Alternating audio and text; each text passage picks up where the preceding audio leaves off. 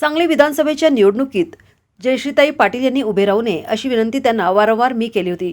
तरी देखील त्या निवडणुकीत उभ्या राहिल्या. त्यांची समजूत काढण्यास मी अपयशी ठरलो. कौटुंबिक अडचण असल्यामुळे त्यांच्या पाठीशी राहिलो. पृथ्वीराज पाटील यांचा पराभव झाला, त्यामुळे त्यांनी माझ्याबद्दल व्यक्त केलेली नाराजी स्वाभाविक आहे.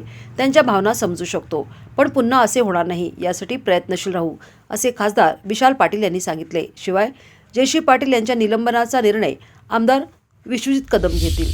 सांगली विधानसभेच्या बाबतीत काही चर्चा या ठिकाणी झाल्या. मी अधिवेशनात असल्यामुळे मला त्या ठिकाणी बोलता आलं नाही, पण मी पुन्हा एकदा सांगतो, मी भाषणातही सांगितलेलं की जयश्रीताई वहिनींनी ही निवडणूक लढू नये ह्या मताचा मी होतो. ती लढणं फायद्याचं नाही आहे. भाजपला ह्यातनं फायदा होऊ शकेल.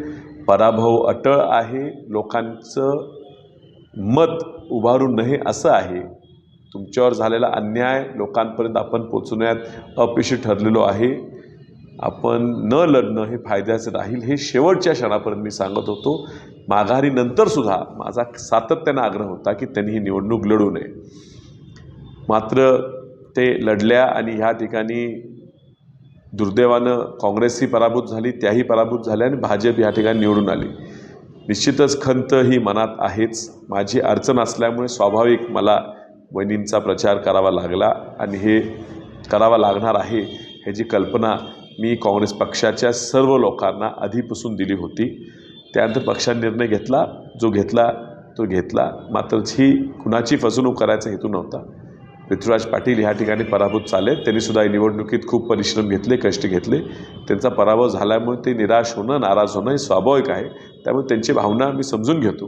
पण ह्या पुढच्या काळात काँग्रेस पक्ष पुन्हा उभं करणं, ताकदीनं पुढे आणणं हे गरजेचं आहे. लोकांनी आपल्याला का स्वीकारलं नाही, का आपल्याला मतदान कमी पडलं, 4 महिन्यात एवढा राज्यात बदल कसा झाला, ह्याच्यासाठी आपल्याला जनतेपर्यंत पोहोचावं लागणार.